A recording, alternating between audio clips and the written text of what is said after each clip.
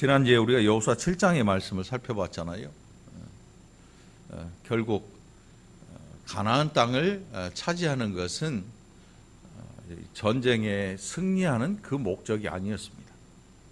결국 40년 광야 생활의 마지막에 그들은 요단강을 건넜고 하나님께서 그들에게 약속하신 땅을 실제로 밟게 됩니다. 그리고 그들의 눈앞에 여리고성, 버티고 있던 여리고성은 그들의 노력이 아니라 하나님의 능력으로 무너져 내렸습니다. 그 무너져 내린 그 내용을 보면 하나님의 말씀대로 그것이 이루어진 것이었습니다. 자칫 우리가 잘못 생각하면요, 우리의 순종함이 그 일을 이루었다라고 생각할 수 있습니다. 우리의 순종이 날마다 한 바퀴 돌고 마지막 날에 7바퀴 돈 그 일이 여리고성을 무너뜨리는 것이 되었다라고 생각할 수 있는데, 한 발 더 나아가서 생각해 보면 하나님께서 그것을 명령하셨기에 그것이 이루어진 것이었습니다. 그러니까 하나님의 말씀에 순종하는 그 일이 하나님의 말씀을 이룬 것이 아니고 하나님의 말씀이 여리고성이 무너지는 것을 가능하게 했던 것입니다. 굉장히 별것 아닌데도 어렵고 어려운 것 같은데도 별로 어렵지 않은 그런 내용입니다. 결국 우리가 인간적인 마음을 가지고 이것이 순종이다 생각하고 여리고성이 무너지는 것을 목적에 둔다면 그것은 별로 바람직한 일이 아닙니다. 다시 말해서 예수를 믿는데 내가 예수를 믿어서 세상에서 복을 얻겠다라고 생각하는 것, 결국 신앙을 기복으로 몰고 가는 것입니다. 오늘 우리 이 말씀, 이 봉독한 본문 말씀에 보면 결국 이스라엘 백성들을 하나님께서 어디로 이끄시냐 하면 하나님의 말씀으로 이끄시는 것을 볼 수 있습니다. 야, 너희가 여리고성을 무너뜨릴 만큼 믿음이 대단한 민족이구나, 이게 아니고, 너희가 여리고성이 무너지는 그 장면을 목도했지만 너희 가운데 존재하는 죄 하나로 인하여서 그것이 나에게 영광이 되지 못하고 그것이 오히려 너희의 발목을 잡는 죄악의 사슬이 되었다. 이것이 하나님의 음성이었던 것입니다. 아이성 아무것도 아닌 전투에서 처참하게 패하고 맙니다.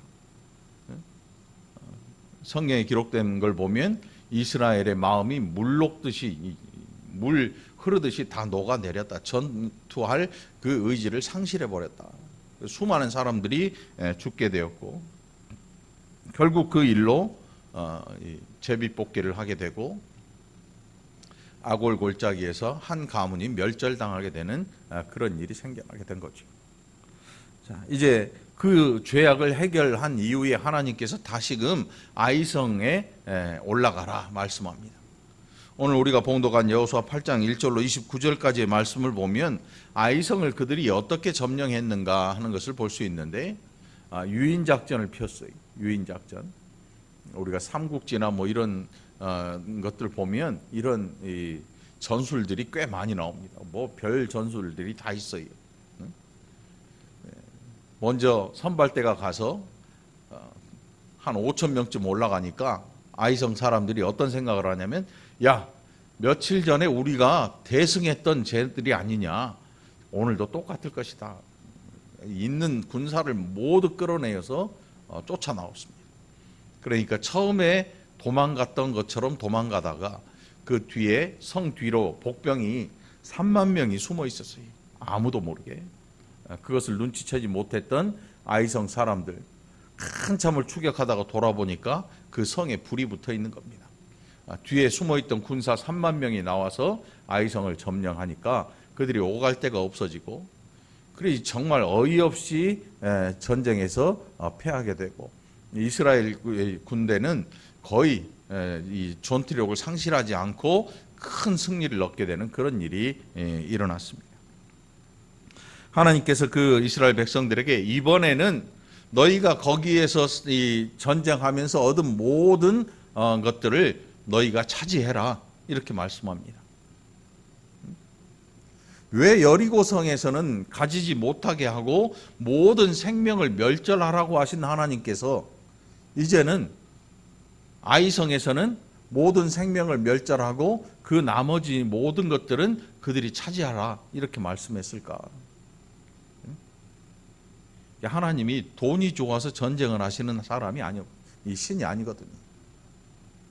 우리가 하나님을 생각할 때 하나님 계속해서 우리한테 뭔가 물질만 요구하는 신으로 생각하면 굉장히 힘들고 어려워집니다. 하나님 앞에 나가는 것이 어깨에 짐을 한 1000근 지고 나가는 것처럼 무겁고 힘들죠.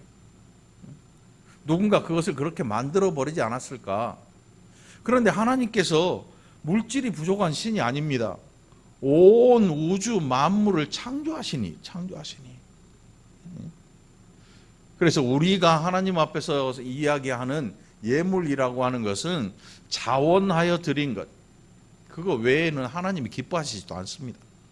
자원하여 드린 것, 그 어느 부자라 하더라도 자원하지 않는 예물에 대하여 하나님께서 기뻐하신 적이 없습니다. 억지로 드린 거, 그거 하나님이 기분 나빠하십니다. 이 전쟁을 이끄시는 신 하나님께서 돈을 요구하거나 뭔가 물질이 부족해서 이 민족에게 의지하지 않으면 안 되는 그런 불쌍한 신이 아니기 때문에 처음 것을 하나님께 드리게 하고 두 번째 것부터는 그들의 삶이 풍성하도록 놓아두십니다. 그 대신 모든 생명을 진멸하게 하십니다. 이유는 우리가 알죠. 가나안에 있는 아이성, 여리고성, 여러분 오랫동안 지어놨으니까 그 안에 쓸모있는 게 얼마나 많겠습니까? 그런데 아이성도 모두 불살라버리고 황폐한 무더기를 만듭니다. 그 이유가 뭔가 하니 그 안에 있는 가나안 문명, 우상을 섬기는 문명, 음란한 문명, 이것에 너희가 동조하지 말라는 것입니다. 그것을 이어받지 말라는 것입니다. 거기에 있는 모든 생명들을 멸절한 이유는 그것들이 모두 우상 앞에 드려지고 하나님 앞에서 살 수 없는 그런 존재들이었기 때문인 것입니다. 그런 존재들. 어떤 분은 야, 내가 믿음 있으니까 사창가나 뭐 이런데 음란한 그런 장소에 가서 난 살아도 껐다가 없어, 이렇게 말하는 분도 종종 있습니다. 그런데 우리가 일부러 그런 곳을 찾아 들어간다고 하는 건 별로 바람직하지 않습니다. 응? 여러분 한번 생각을 해보십시오. 거기에 다니면 온갖 이 음란한 것들이 다 우리 눈에 띄게 되고 결국 우리를 거룩함에서 좀 멀어지게 하는 그런 일들이 계속해서 시도될 것입니다. 굳이 그런 집을 찾아 들어갈 것이냐? 하나님께서 들어가지 말라는 것입니다. 아이성을 다 불살라서 황폐한 무더기로 만든 이유는 너희가 가나안에 있는 문명들 거기에 너희의 마음을 빼앗기면 너희는 반드시 그들이 섬기는 우상에 넘어간다. 특별히 이스라엘 남자들에게 하나님께서 계속해서 하시는 말씀이었던 거예요. 계속해서. 우리나라도 많이 바뀌었지요. 남성 중심의 사회에서 이제 양성이 평등해지는 사회로 점점 가고 있고 오히려 여성이 더 이제 이 세상을 이끌어가는 그런 사회로 바뀌는 것을 우리가 점점 보게 되는데 인정 못하겠지요. 교회를 봐봐. 일하는 분들이 다 권사님들이에요. 여자 집사님들하고. 남자들은 별로 그렇게 힘을 못 써요. 우리 교회 힘쓰는 남자, 고장로님, 무거운 거 들고 오자. 무거운 거, 말통 이런 거. 여자들이 이끄는 세상이 점점 돼간단 말이에요. 아무튼 가나안에 있는 우상을 이스라엘 남자들이 수도 없이 빠져듭니다. 그 이유가 음란한 때문에. 지금도 뭐 남자들을 위한 술집들이 수두룩하게 존재하지요. 그런데 점점 늘어나는 게 있어요. 여자들을 위한 술집들도 늘어나고 있어요. 그 안에 있는 접대부들이나 이런 사람들이 이제 남성화되고 있고, 그러면 결국 여자들을 위한 술집이 되는 것이고, 또 한편으로는 남자들을 위한 술집들. 그런데 술만 마시면 다행인데 그렇지 않거든요. 계속해서 성매매라는 단어가 사라지지 않는 이유가 이 세상에서 끊임없이 누군가를 유혹해서 그걸로 돈벌이를 하려는 사람들의 시도가 끊이지 않고 있기 때문에 그런 것들이 계속해서 나타나고 있는 것입니다.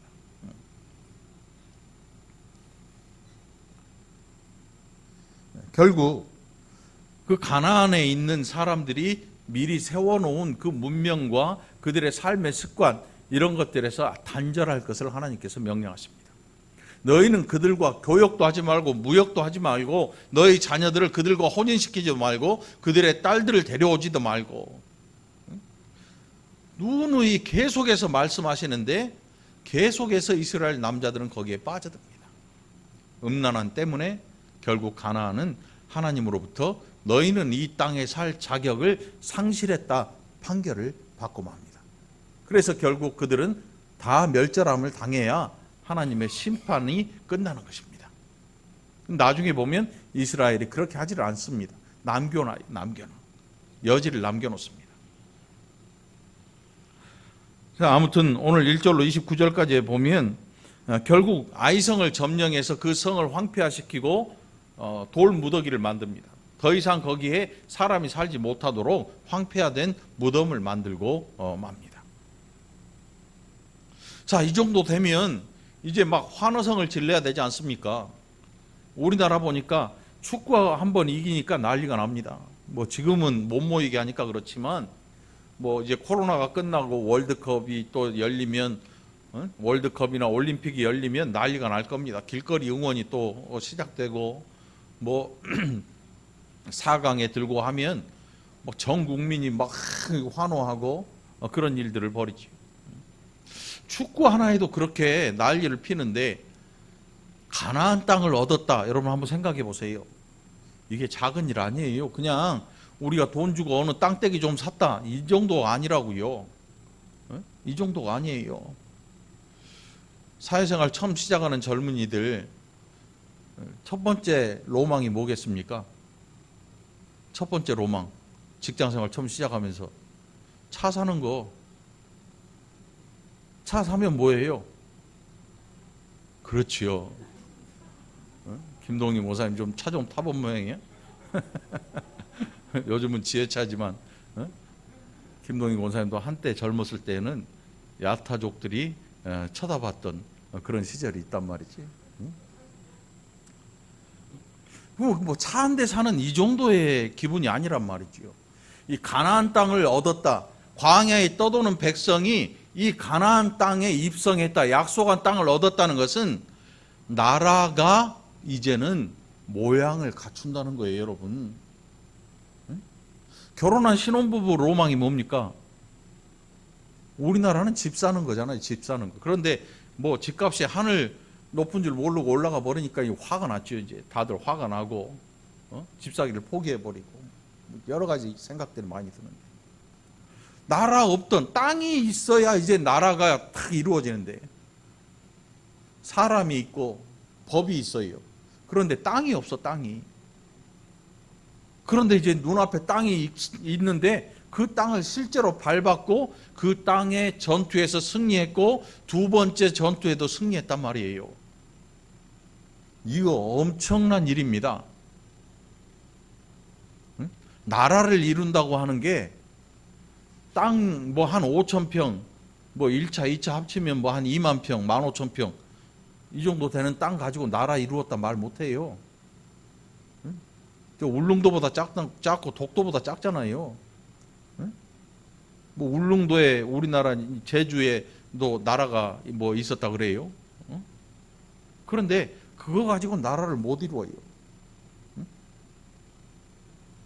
지금 성 2개 뺏었는데 그거 가지고 야 우리나라 이제 땅이 생겼다 이게 아니고 그들 눈앞에 하나님께서 약속하신 땅은 엄청나게 넓은 땅이에요.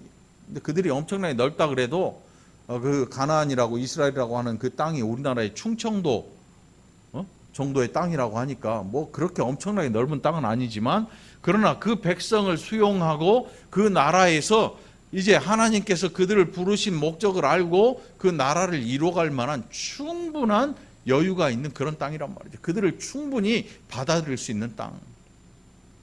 그러니 이게 그냥 전쟁에서 승리한 기쁨만이 아니고 와, 이제는 진짜 우리가 나라가 되는구나 하는 어마어마한 비전을 보여주는 그런 땅이었단 말이에요.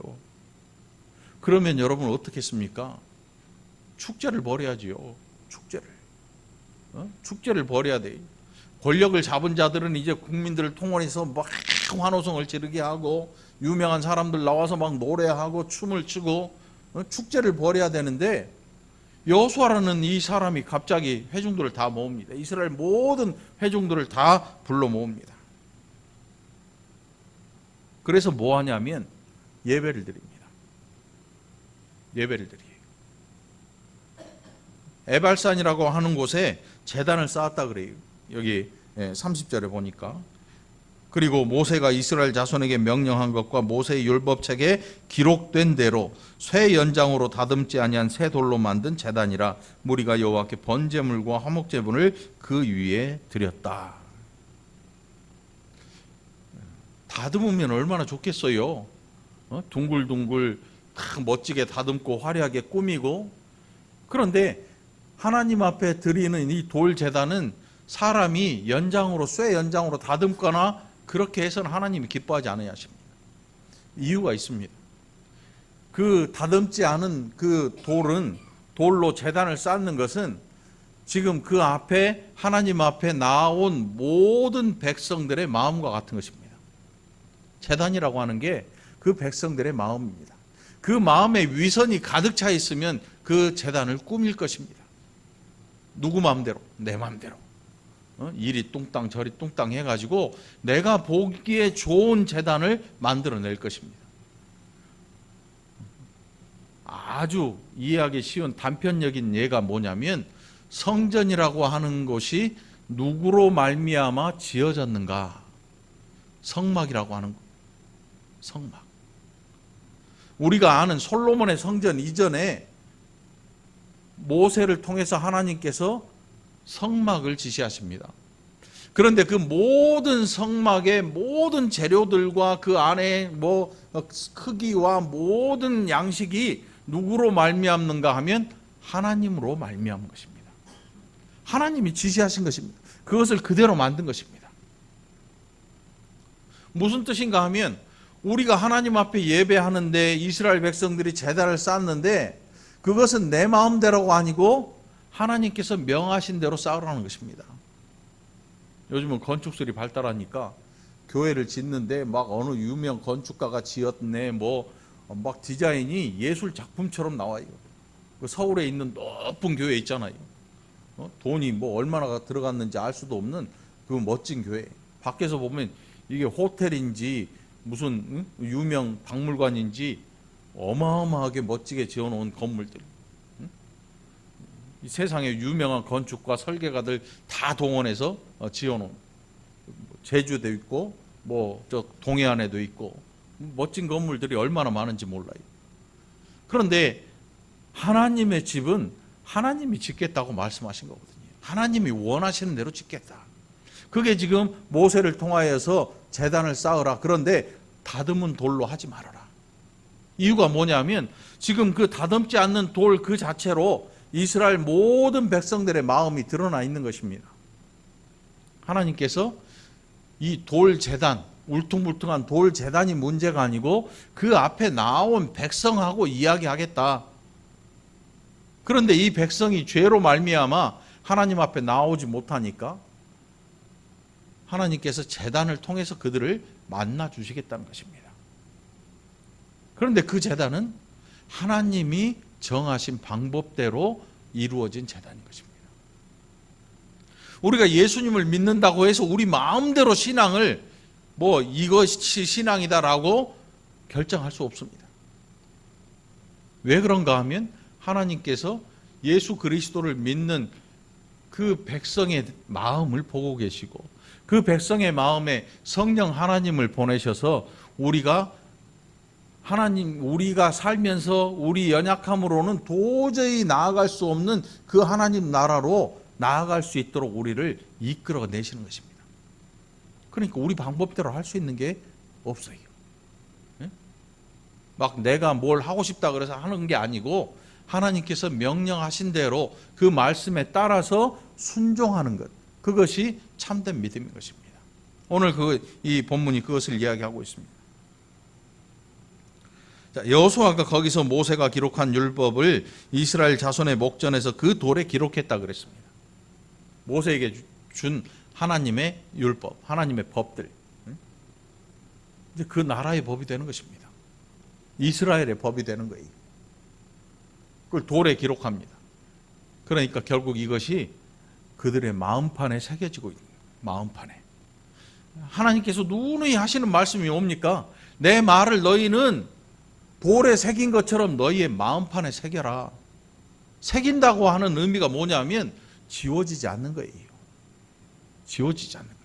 또 하나님께서 직접 돌판에 기록하신 것도 그 백성들이 타락하는 것을 보고 모세가 던져서 깨버립니다. 결국 돌에 기록해도 하나님이 직접 기록하셔도 사람들이 죄악 가운데 들어있을 때 그 돌판은 그저 아무런 효력이 없습니다. 모세가 다시 던져 깨버리죠. 다시 받아야 돼요. 그런데 바꿀 수 없는 게 뭐냐면 우리의 마음판에 새기는 것입니다. 마음판. 마음판이 도대체 뭔지. 마음판이라고 하니까 그냥 우리의 심장, 우리가 가슴 아파하는 이 감정에 새길 것이냐, 그게 아니고 마음판이라고 하는 것은 우리 온 인격에 새기는 것입니다. 인품을 가지는 것이죠. 여러분, 신앙생활을 하려면 기독교인다운, 예수의 사람다운 인품을 가져야 하는 것입니다. 예수의 사람다운 인품이 뭐냐면, 저분은 신앙생활을 하는 분이구나 하는 것을 많은 사람들이 보고 알 수 있어야 하는 것입니다. 예수 믿는 사람이 갑자기 절에 가서 막 불공 드리고 부처한테 뭘 갖다 주고, 그럼 이거는 예수의 사람의 삶이 아니죠. 교회 권사님들이 몰려가지고, 야, 어디가 점 잘 친대, 여러분 몰려가가지고, 우리 아들 이번에 어디 붙을지, 우리 아들 지금 장가를 가야 되는데 날짜는 언제 받을지, 이런 것 좀 알려주세요. 요즘은 별로 없는 것 같은데 옛날에는 많았다 그래요. 실제로 권사님들이나 집사님들이 목사님 모르게 쉬쉬하면서 몰려가가지고 점도 보고 그런 일들을 했다 그러더라고. 근데 요즘 별로 그게 없으니까. 예수를 믿는 사람들은 마음판에 그 말씀을 가지고 있는 것입니다. 성령을 통해서 우리를 부르신 하나님께서, 성령께서 우리와 함께 하시는 것입니다. 그래서 우리가 성령의 음성을 듣고 예수 믿는 사람다운 인격을 갖추는 것입니다. 욕이 막 입에서 터져 나왔던 사람도 예수 믿고는 이 욕을 이제 절제할 수 있어야 되는 것입니다. 생각의 절제도 할 수 있어야 되고, 함부로 막 전략하지 않고 물질을 막 허비했던 그런 것에서 이제 검소한 삶으로 돌아오고, 도와주지 않고 꽉 쥐었던 손을 확 펴서 연약한 자들을 위해서 하나님께서 고아와 과부를 돌아보라 하신 그 말씀을 기억하고, 이제는 내가 가진 이 아까운 물질을 아낌없이 쓸 수 있는 마음을 가지는 것입니다.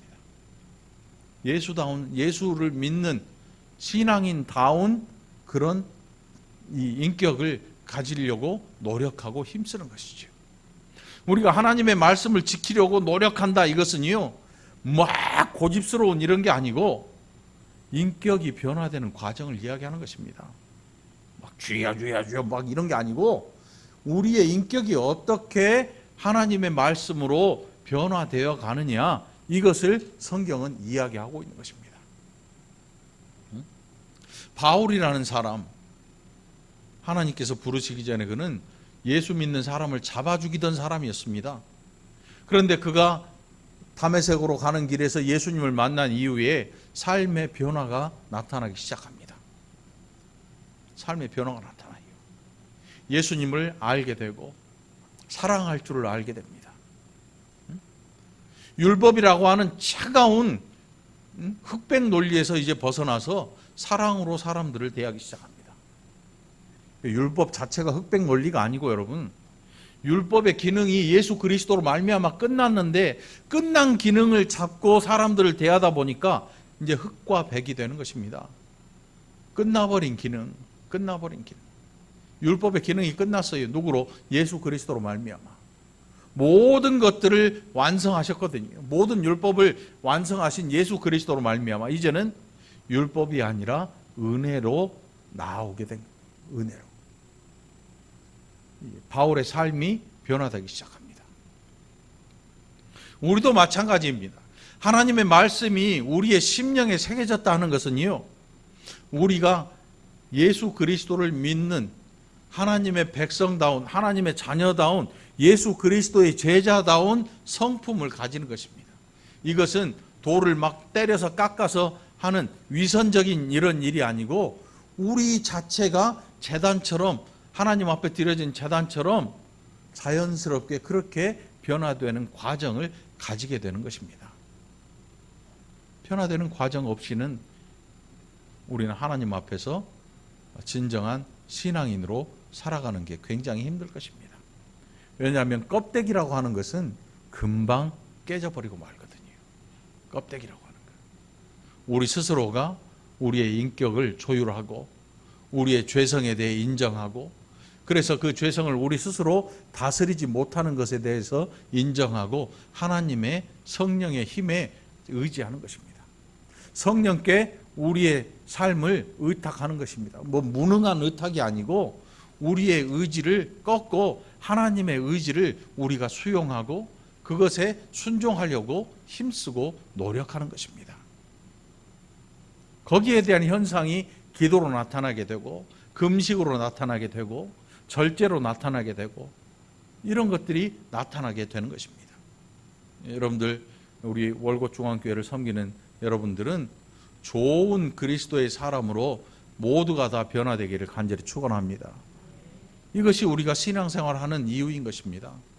막 기도를 많이 하고 헌금을 많이 하고 교회를 더 막 넓게 하고, 이게 우리 신앙의 목적이 아니고 우리의 신앙의 목적은요, 예수 그리스도를 닮아가는 거예요.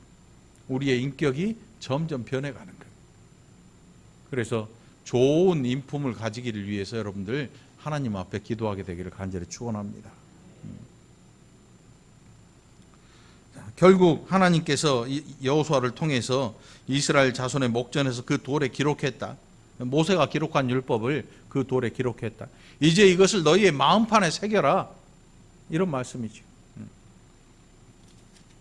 온 이스라엘과 그 장로들과 관리들과 재판장들과 본토인뿐 아니라 이방인까지 여호와의 언약궤를 맨 레위 사람 제사장들 앞에서 궤우 좌우에 서되 절반은 그리심산 앞에 절반은 에발산 앞에 섰으니 이는 전에 여호와의 종 모세가 이스라엘 백성에게 축복하라고 명령한 대로 함이라. 여러분, 에발산이 좋습니까? 그리심산이 좋습니까? 어떤 산은 저주의 산이고 어떤 산은 축복의 산이냐? 이걸 누가 결정할 것이냐? 누가? 예수를 믿었는데 어떤 사람은 하는 일이 잘 됩니다. 예수를 믿었는데 어떤 사람은 하는 일마다 안 됩니다.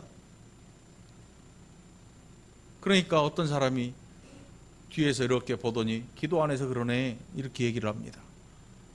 이쪽 분은 기도를 많이 해서 그러고 이쪽 분은 기도를 안 해서 그러네. 그런데 들어보니까 그것도 아니에요. 두 명 다 기도 엄청 많이 합니다.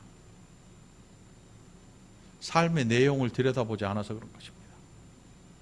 겉으로 드러난 기도를 얼만큼 많이 하냐, 새벽 기도를 얼만큼 몇 시간을 하냐, 이게 중요한 게 아니고 삶의 내용이 있어야 합니다. 삶의 내용. 그 삶의 내용이 뭐냐 하면, 한 사람은 욕심껏 자기 욕심껏 합니다. 자기 욕심껏 남들을 힘들게 해도 자기 손에 들어오면 그것이 축복이라고 생각합니다. 누가 그러냐면 유대인들이 그랬어요. 유대인들. 유대교의 사람들이 등골이 휘어지도록 이자를 받아 뜯어내면서 이것은 하나님이 나를 위해 주신 축복이라 돈을 가지고 하나님의 축복을 셈했던 거예요. 피눈물도 없었어요. 그래서 예수님의 말씀대로 하면 그들이 얼만큼 욕심을 부렸냐면 가난한 자의 머리에 티끌 다 빨가벗고 아무것도 없는데 머리에 붙어있는 그 티끌까지도 탐을 내는 거예요. 유대인들의 하나님의 축복의 상징은 뭐였냐면 그들의 손에 들려있는 금덩이에요. 돈. 이걸 축복의 상징으로 얘기했습니다. 이 시대의 기독교가 혹시 그렇게 살고 있지 않은지 한번 생각을 해볼 때입니다. 어떤 사람이 간증을 합니다. 저는 쫄딱 망해 있는데 망한 걸 다 하나님 앞에 바치고 났더니 하나님께서 사업을 다시 일으켜 주셨다. 막 간증을 하고 다닙니다. 그런데 그 사람 사업 안 해. 간증만 해. 간증비가 있어. 간증 부흥회 다니면서 이렇게 돈을 받아. 보니까 그걸로 먹고 살아. 네? 연예인들 중에도 그런 분들 꽤 많았어요. 네? 갑자기 신앙인이 돼요. 갑자기 막 간증을 다녀요. 네? 제 생각에 그냥 연예인은 연예인이다. 네? 잘 분간이 안 가요. 어떤 분의 신앙이 신실한지 잘 분간이 안 가. 물론 정말 신앙이 신실한 분도 있겠지만 어떤 분들은 그게 직업이 돼버린 사람도 있어요. 한 사람은 사업을 하는데 손해볼 짓을 종종 합니다. 불쌍한 사람이 있으면 손해보면서 포기하기도 하고 그 마음을 들여다보니까 하나님 때문에 손해보는 것입니다. 예수 믿는 이 일 때문에 차라리 손해보고 남의 눈에 피눈물 흘리지 않게 하는 것입니다. 내가 없어도 다른 사람의 줄 돈을 주는 것입니다. 이렇게 하는데도 이상하게 흥하는 것입니다. 물론 세상 모든 사업이 그렇게 되지는 않을 겁니다. 어떤 사람은 에이 그게 말처럼 쉬워요 목사님.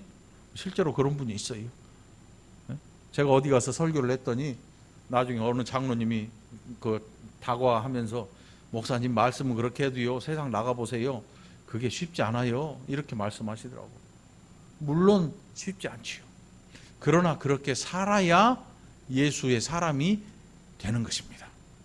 그렇게 살아야 예수의 사람으로 인격이 변화되는 것입니다. 자기 스스로를 바꾸려고 노력하지 아니하면 절대로 아무것도 일어나지 않는 것입니다.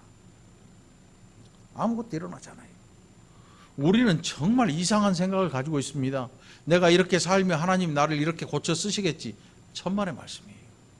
그에 대한 모든 책임은 누가 짓느냐? 내가 짓는 것입니다. 내가 이렇게 살았으면 내가 이에 대한 책임을 다 짓는 것입니다. 그러나 구원이 하나님께 있으므로 나를 버리지는 아니하실 것입니다. 구원하시는 하나님께서 삶에 대한 책임이 누구에게 있느냐? 전적으로 본인에게 있는 것입니다. 그래서 살아가온 그 삶에 대한 결과가 우리의 인품에서 드러나게 됩니다. 어떤 사람은 정말 좋은 신앙인의 인품을 갖추고 세월이 갈수록 점점 켜켜이 쌓여서 그것이 아름답게 드러나게 됩니다. 어떤 사람은 신앙생활을 하면서 욕심만 막 쌓여서 그것이 결국 나중에 사람들로 하여금 싫어지게 해요. 싫어지게. 우리 나이 드신 권사님, 장로님, 또 집사님들 삶의 마지막에 많은 사람이 울어줄 수 있는 분이 되기를 바라요. 많은 사람이 여러분들이 이 세상을 떠났을 때 정말 대성통곡하면서 좋은 신앙의 벗을 하나 잃어버린 것처럼 그렇게 여기고 그렇게 슬퍼할 수 있는 그런 인품을 가지게 되기를 위해서 기도하시기 바랍니다. 장례식장 가보면 그게 티가 납니다. 어느 누구도 울지 않습니다. 하다못해 자식도 안 울어요. 자식도 안 울어. 아무도 울지 않습니다. 사람에게 얼마나 큰 상처를 주고 살았는지 일평생을 그렇게 살다 보니까 어느 누구도 그의 죽음에 대해서 안타까워하는 사람이 없어요. 결국 자기의 삶의 책임을 죽으면서 자기가 지고 가는 것입니다. 뭐 울어준다고 해서 그게 그분에게 좋으냐 나쁘냐 그걸 설명하는 게 아닙니다. 그가 어떤 마음으로 이 땅에서 하나님의 말씀으로 변화를 받고 많은 사람들로 하여금 은혜를 함께 끼치도록 힘써 살았느냐 하는 것입니다. 야곱이 죽었을 때 여러분 모든 그 자녀들이 40일을 울었어요. 눈이 퉁퉁 부었겠지요. 엉엉 울었죠. 엉엉 울어. 응? 엉엉 울었죠. 자식이 많기도 하지만 아마도 야곱이 젊었을 때 죽었으면 우는 사람 아무도 없었을 거예요. 그런데 그가 애굽 왕 앞에서 했던 그 삶의 변화된 그 내용들을 보면 그 이후에 그가 자녀들의 앞에서 어떻게 하나님의 사람으로 변해갔는지를 우리가 살펴볼 수가 있는 것입니다. 엄청난 기간을 애곡했다. 좋은 부모뿐만 아니고 좋은 신앙인으로 교회에서 존경받고 칭찬받는, 그리고 여러분이 살아가는 세상 속에서도 귀하게 여김받을 수 있는 믿음을 가지게 되기를 간절히 축원합니다. 우리가 점점 나이가 들어가잖아요. 좋은 약을 먹는다 그래서 젊어지지 않습니다. 검은 콩, 생콩 먹어봤자 머리털이 더 나고 머리가 검어지고 이런 거 해봤자 별로 우리 인격에 도움이 되는 건 아닙니다. 살아가면서 자신감이 좀 생겨나거나 그 정도밖에 없겠죠. 진짜 중요한 것은 내 인격이 변해서 사람들이 나로 말미암아 예수를 보게 되는 것입니다. 여러분, 그런 삶의 주인공이 되기를 축원합니다. 이 한 해에 여러분의 기도 제목이 세상 물질을 위해 투자하는 그런 기도 제목이 아니라 여러분 자신 스스로의 변화를 위해서 투자하게 되기를 간절히 축원합니다. 거기에 우리 신앙의 목표가 있는 것입니다. 예수를 닮아가는 거예요. 예수님 닮아가는 거예요.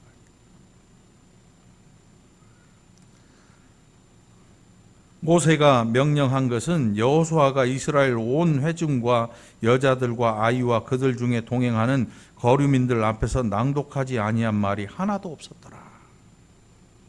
하나님의 말씀은 내가 골라 뽑아서 좋아하는 게 아닙니다. 그 말씀에는 내가 손해보는 것도 있고 화나는 것도 있고 짜증나는 것도 있고 하기 싫은 것도 있고, 어떤 분의 이야기처럼 말이지요. 난 교회 나오고 싶은데 하지 말란 게 너무 많아서 나 나가기 싫어. 그분은 정말 힘든 사람이지요. 이해하지 못하는 사람. 나와서 억지로 순종하라는 게 아니라 변화되라는 거지요. 겉사람 벗고 속사람 변화됩니다. 겉사람 날마다 후패하지요. 우리 껍데기도 후패하지 않습니까? 제가 홈페이지에 있던 제 한 10여 년, 15년 전 사진을 봤더니 이게 누군가 그랬어요, 처음에. 우리 고장로님 박권사님이 교회 오시더니 거기 있던 그 사진이 목사님 맞아요 그러시더라고. 몇 번을 그러시더라고. 처음에는 농담인 줄 알았는데 나중에 진심이더라고. 내가 봐도 그러더라고. 그때는 살이 쪽 빠져가지고 핸섬했는데 지금 내가 거울을 보면 깜짝 놀래요. 이게 무슨 호떡 눌러놓은 것도 아니고 깜짝 놀래. 깜짝. 야, 이렇게 변할 수가 있나, 외모가. 사진을 보니까 알겠더라고. 맨날 거울 보면 계속 잘생긴 줄 알고 살았더니 옛날 사진 보니까 알겠더라고. 그건 나만 또 그런 게 아니고 박권사님도 똑같더라고. 그 2013년인가 권사 임직할 때 보니까 사진이 그때는 새색시가 따로 없대. 홈페이지에 나와 있더라고. 보니까 새색시가 따로 없어. 2015년인가 새색시야. 날씬해가지고 고장로님도 이 새신랑 같아. 응? 여러분들 다 그래요. 홈페이지 한번 뒤져봐요. 옛날 사진 보니까 지금의 나를 알겠더라고. 겉사람은 후패해요. 아무리 에버 콜라겐을 먹어도 가히를 발라도요, 내가 다 알지. 광고 나오니까 소용없어요. 우리의 겉사람은 날마다 후패합니다. 겉사람은 날마다 나이 들어가요. 그리고 아무리 자랑스럽던 미모도 나중에 돌아보면 그 미모가 어디 갔는지 사라지고 없어요. 그게 오래 가지 않아요. 20년, 30년이면 사라지고 말아요. 저는 그걸 옆에서 체험하고 살아요. 우리 집사람도 그때만 해도 홀딱 빠져가지고 얼마나 이뻐 보이든지, 예?